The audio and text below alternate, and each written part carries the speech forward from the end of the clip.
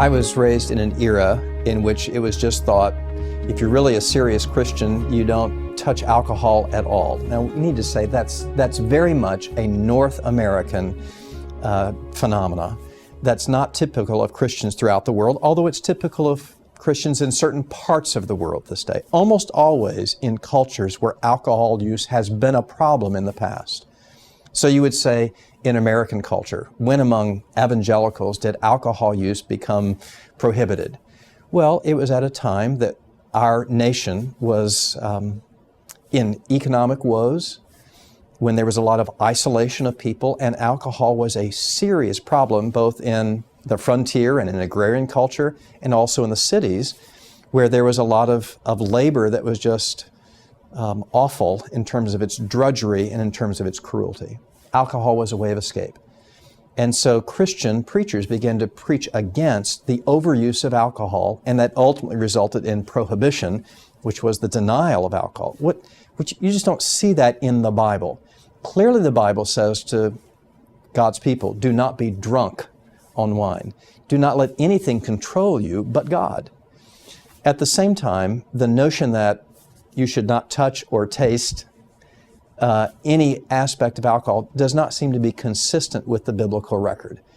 So what do pastors do? Now, I was raised in a time that it was easy to stay away from alcohol. There was not alcohol in our home, and there still isn't. But I recognize that's not true of all Christians in all cultures. That's my background. I want to be careful not to be pharisaical, to say if you drink alcohol of any amount that you are sinning against God. That would seem to be legalism. At the same time, I want to be clear to say that if alcohol is beginning to control your life, that is a problem before God. And I think that's increasingly difficult for us to find the middle ground in a culture that idolizes having a good time and grabbing for all the gusto. And for young people in this culture, the binging use of alcohol is a terrible problem, resulting in all kinds of harm intellectually, career-wise, sexually to people in this culture. It is right for us to be giving very strong warnings about the use of alcohol, but not cross the line into saying, remember the words that are in the scriptures, touch not, taste not, handle not, was actually something that the Apostle Paul was speaking against, not for. He said that was Pharisaism too, and was another form of idolatry, of your behavior is what makes you right before God, instead of God's grace is what makes you right before God.